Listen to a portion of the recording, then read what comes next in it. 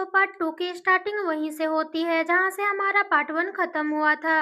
हम देखते हैं कि लूजी अपने लिए ड्रेस लेने के लिए आई होती है, जहां उसे एक ड्रेस काफी ज्यादा पसंद आ गई। दूसरी लड़की कहने लगती है कि ये ड्रेस आप पर काफी ज्यादा अच्छी लग रही है। आपका बॉयफ्रेंड आपको इस ड्रेस में बस देखते ही रह जाएगा और जो लोग आपको जानते नहीं हैं वो लोग भी आपको नोटिस करने लगेंगे। तो ये बात सुनकर लूजी काफी ज्यादा खुश होने लगी। फिर जब वो कॉलेज में थी तो क्लास एंड के टाइम बारिश होने लगती है, तो सैंग भी लूजी के बराबर में आकर खड़ा हो जाता है बारिश रुकने का इंतजार में। लूजी सैंग को देखकर काफी ज्यादा खुश होने लगी और फिर एक बार फिर से इमेजिनेशन करने लगती है कि आज मौका अच्छा है, यानी यह अकेला है, इसलिए इसको पहले मैं हेलो करूंगी, फिर बताऊंगी कि मैं लूजी हूँ, सेम स्कूल से, और मैं इसको सिर्फ स्कूल टाइम से नहीं बल्कि बचपन से जानती हूँ, क्योंकि एक बार चर्च के बाहर हम दोनों ने शादी की थी और तुमने मुझसे कहा था कि तुम सिर्फ मेरी हो। सैंग हैरानी से पूछने लगा कि क्या सच में मैंने ऐसा बोला था कि तुम सिर्फ मेरी हो?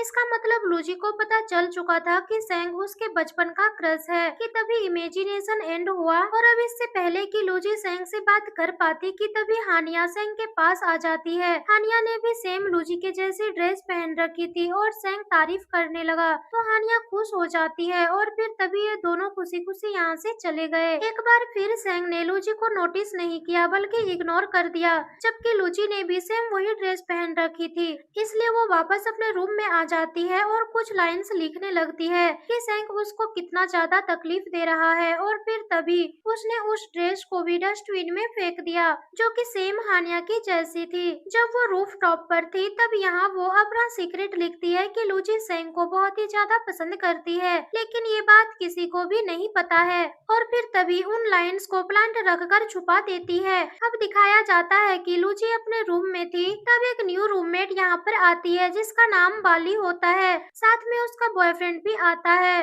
और उसके बॉयफ्रेंड का नाम गाबी होता है। लूजी बाली को पूरा रूम दिखाती है और जो रूममेट्स इस टाइम रूम में नहीं थी उसके बारे में भी बताने लगी। और फिर जब बाली बोली कि हमें वीचैट पर एक दूसरे को ऐड कर लेना चाहिए, तो ये सुनकर लूजी जब अपनी आईडी स्कैन करा रही थी तभी बाली का बॉयफ्रेंड लूजी के आईडी को स्कैन कर लेता है और बोलता है कि मैं तुमको ऐड कर रहा हूँ ताकि अगर मैं बाली से कांटेक्ट नहीं कर पाऊँ तो तुम मुझे इसकी अपडेट देते रहना। बाली गुस्से से अपने बॉयफ्रेंड को देखने लगी, फिर उसने उसे यहाँ से भेज दिया ये कहकर कि जाओ तुम अपनी क्लास के लिए लेट हो जाओगे। फिर जब वो यहाँ से चला गया तो वो लूजी से सॉरी कहती है अपने बॉयफ्रेंड के बिहेवियर के लिए। लूजी कहती है कि कोई बात नहीं, तो बाली पूछने लगी कि क्या तुम्हारा कोई बॉयफ्रेंड है? लूजी बोलती है कि नहीं, तो वो पूछती है कि फिर क्या तुम्हारा किसी पर क्रश है? तो ये सुनकर लूजी चुप हो गई। बाली समझ गई कि लूजी को पक्का कोई पसंद है, इसलिए वो अपने कार्ड निकालती है और उसमें से किसी एक कार्ड को लूजी को चुनने के लिए कहती है।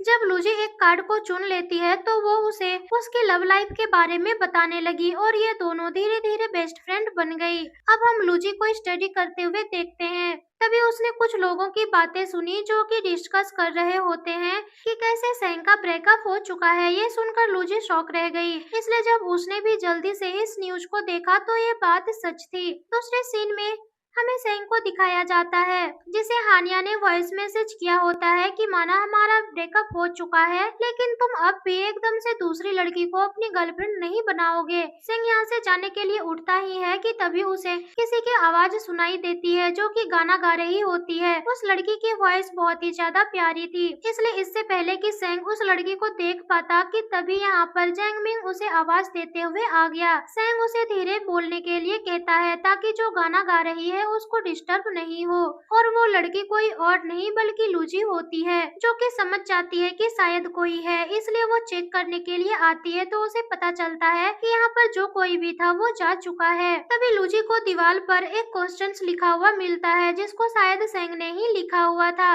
बट लूजी इस बात से अनजान होकर क्वेश्चन के नीचे आंसर लिख देती है। दूसरे सीन में हम देखते हैं कि लूजी जब बाली के साथ लाइब्रेरी में थी तो बाली लूजी को थोड़ा सा टिप्स देती है जिसकी हेल्प से लूजी अपने क्रश की अटेंशन पा सके। इसलिए पहले वो एक लड़के के पास गई और उनसे बात करने की कोशिश करने लगी, बट वो बाली में बिल्कुल भी इंटरेस्टेड नहीं था। फिर बाली दूसरे लड़के के पास जाती है बट वो भी बाली को इग्नोर कर देता है। फिर जब बाली तीसरे लड़के के पास गई तब भी उसे यहाँ से कोई अटेंशन नहीं मिली, यानी कि उसने भी बाली को काफी बुरी तरह इग्नोर कर दिया। लूजी ये सब देखकर हंस रही थी और जब लास्ट में बाली फोर्थ बॉय के पास गई और जानबूझकर कॉफी गिराकर उसको टिश्यू देने लगी, तो वो लड़का बाली के कपड़े पकड़कर उसे ऊपर उठाता है, क्योंकि ये कोई और नहीं बल्कि बाली का बॉयफ्रेंड गाबी था, जिसे देखकर बाली के तो होश उड़ गए। अब हम देखते हैं कि बाली कैसे गाबी को समझा रही होती है कि बस ये सब लूजी को सिखा रही थी कि कैसे फ्लर्ट करना है। उसका किसी भी लड़के को छेड़ने का इरादा नहीं था। पहले तो गाबी नहीं मान रहा होता, लेकिन जब लूजी ने बताया कि हाँ ये सच है, तो गाबी मान जाता है। दूसरे सीन में लूजी साइकिल पार्क कर रही होती है, तभी उसने देखा कि एक लड़की ने सेंग को पकड़ रखा है और उसे छोड़ ही नहीं रही है, ये बोलते हुए कि तुम मुझे अपनी गर्लफ्रेंड बना लो क्योंकि अब तुम सिंगल हो, वरना मैं तुम्हें आज जाने नहीं दूंगी। सेंग कहता है कि पर तुमको मेरा फ्रेंड पसंद करता है, इसलिए मैं तुमसे किसी भी तरह का रिलेशन नहीं रखना चाहता। लेकिन वो लड़की मान ही नहीं रही होती, कहती है कि तुम अपने दोस्तों की वजह से मुझे एक्सेप्ट क्यों नहीं कर रहे हो। इसलिए लूजी आकर उस लड़की को जानबूझकर धक्का मार देती है, जिस वजह से वो सेंग को छोड़ देती है। सेंग भी थोड़ा बहुत लूजी को पहचान गया होता है, इसलिए वो उनसे पूछने लगा कि क्या तुम मेरी स्कूल वाली लूजी हो। लूजी मन ही मन सरप्राइज रह गई कि क्या सेंग को मेरा नाम याद है, यानी क्या वाकई में ये मुझसे बात कर रहा है।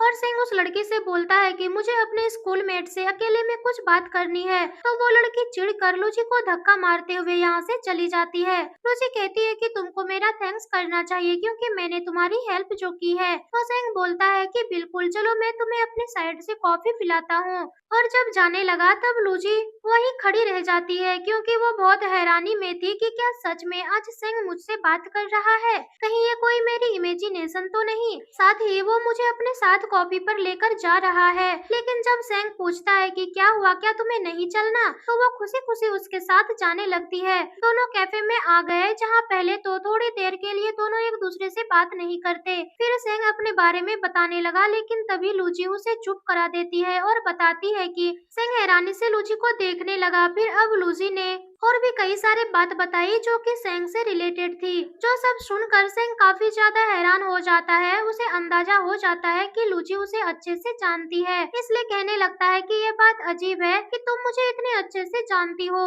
लेकिन हमने कभी एक दूसरे से बात नहीं की। हमें किसी न किसी बहाने से एक दूसरे से बात करनी चाहिए थी। तब लूजी चुप हो जाती है, क्योंकि अब वो कैसे बताएगी कि वो हर बार कितनी कोशिश करती थी सेंग से बात करने के लिए, लेकिन वही उसे हमेशा इग्नोर कर देता था। अब लूजी को भी रियलाइज हो जाता है कि वो एक्साइटमेंट में बहुत ही ज्यादा बोल रही है, इसलिए वो तभी यहाँ से जाने लगी है, कहकर कि मैं आपका ज्यादा टाइम वेस्ट नहीं करूंगी। जब लूजी चली जाती है तो सेंग भी लूजी के पीछे पीछे आ जाता है और लूजी को रोककर उनसे उसकी वीचेट आईडी मांगता है। लूजी के लिए ये बात बहुत ही ज्यादा शॉकिंग होती है कि क्या सच में सेंग उसकी आईडी मांग रहा है, यानी कि वो उनसे फ्रेंडशिप करना चाहता है। इसलिए पहले तो आईडी स्कैन करने के लिए वो अपना फोन निकालने लगती है, लेकिन तभी रुक जाती है और फिर सेंग के मोबाइल में अपनी आईडी सर्च करके दे देती है और फिर तभी सेंग को बाय बोलकर यहाँ से चली जाती है। लूजी ने अपना फोन सेंग को इसलिए नहीं दिखाया क्योंकि उसके मोबाइल में जो वॉलपेपर लगा हुआ था उसमें एक पोएम थी जो कि सेंग और लूजी के नाम से रिलेटेड थी। फिर लूजी को याद आया कि जब मैं स्कूल में थी और पूरी क्लास के सामने खुद को इंट्रोड्यूस कर रही थी, तब मुझे मेरी टीचर ने इसी पोएम के 2 लाइन सुनाई थी, जिसमें मेरा भी नाम था और सेंग का भी, इसलिए तभी से ये पोएम मेरी फेवरेट बन गई है। सीन कट होता है और हम बाली को देखते हैं जो कि रो रही होती है क्योंकि उसकी अपने बॉयफ्रेंड गाबी से लड़ाई हो चुकी थी। लूजी बाली को चुप कराने की कोशिश करती है, समझाती है कि सब ठीक हो जाएगा, तो बाली उसे रिप्लाई करती है कि तुमने कभी किसी को डेट नहीं किया है ना, इसलिए तुम मेरा दर्द नहीं समझ पाओगी। लूजी कहती है कि माना मैंने किसी को कभी डेट नहीं किया, लेकिन जिस लड़के को मैं पसंद करती हूँ उस पर मेरा 15 साल से क्रश है, इसलिए मैं तुम्हारी फीलिंग्स को अच्छे से समझ सकती हूँ। ये सुनकर बाली के होश उड़ गए कि क्या सच में 15 साल, इसलिए वो अपना दुख भूल कर लूजी से उसकी लव स्टोरी सुनने के लिए बैठ जाती है। साथ ही ये बात जानकर वो काफी ज्यादा खुश भी होती है कि आज फाइनली लूजी ने अपने क्रश यानी सेंग से बात की है। अब रात में हमें सेंग को दिखाया जाता है जो कि जैंगमिंग के साथ था, जहाँ जब जैंगमिंग बोला कि वैसे ये बात कितनी अजीब है ना कि तुम्हारी स्कूलमेट लूजी जो कि इतना ज्यादा ब्यूटीफुल और ऊपर से बहुत ही ज्यादा इंटेलिजेंट भी है, पर फिर भी तुम उसे नहीं जानते हो। तो सेंग बताने लगा कि पता नहीं मैं स्कूल टाइम उसको नोटिस कैसे नहीं कर पाया, शायद मेरा फोकस अपनी स्टडी पर रहता था और फिर बताने लगा कि वैसे आज मेरी लूजी से मुलाकात हुई थी। हम दोनों साथ में कॉफी पीने गए थे। जेंगमिंग शॉक रह गया और बोलता है कि क्या तुम दोनों ने सच में बात की? सेंग बताता है कि हाँ, और ये बात मुझे काफी ज्यादा अजीब लगी कि मैं उनसे फर्स्ट टाइम बात कर रहा था, लेकिन उनसे बात करते हुए ऐसा लगा जैसे कि मैं उसे पहले से जानता हूँ। यानी मुझे वो अपनी बचपन की क्रश याद दिला रही थी। जब मैं छोटा था तो एक लड़की को पसंद करता था, क्योंकि उस टाइम में मैं बहुत ही वीक हुआ करता था, जिस वजह से बच्चे मुझे बहुत ही ज्यादा बुली करते थे, तो वही मुझे उनसे बचाया करती थी। जेंगमिंग हंसने लगा और कहता है कि क्या बात है, तुमको बचपन में ही अपना प्यार मिल गया था? तो सेंग कहता है कि प्यार नहीं, बस मैं उसे पसंद करता था, यानी कि वो मुझे बहुत ही ज्यादा अट्रैक्टिव लगती थी। पता नहीं इस टाइम वो कहाँ पर होगी, कौन सी यूनिवर्सिटी में होगी, और पता नहीं स्टडी में कैसी होगी। बहुत सी बातें हैं जो मैं उसके बारे में जानना चाहता हूँ, लेकिन जान नहीं सकता। इसलिए जब मैं लूजी से मिला और मैंने उनसे बात की, तो उनसे बातें करने पर मुझे अपनी बचपन की फ्रेंड याद आ गई। इसलिए मुझे लूजी में और भी ज्यादा इंटरेस्ट आ रहा था। चेंगमिंग कहता है कि तुम आज मुझे ये बातें बताते हुए काफी सीरियस और क्यूट दिख रहे हो, इसलिए मैं समझ सकता हूँ कि तुम्हारे लिए वो लड़की, यानी कि तुम्हारी बचपन की दोस्त, कितनी ज्यादा इम्पोर्टेंट है। मैं विश करूंगा कि वो तुम्हें जल्द से जल्द मिल जाए। और इसी सीन के साथ पार्ट 2 भी यहीं पर एंड हो जाता है।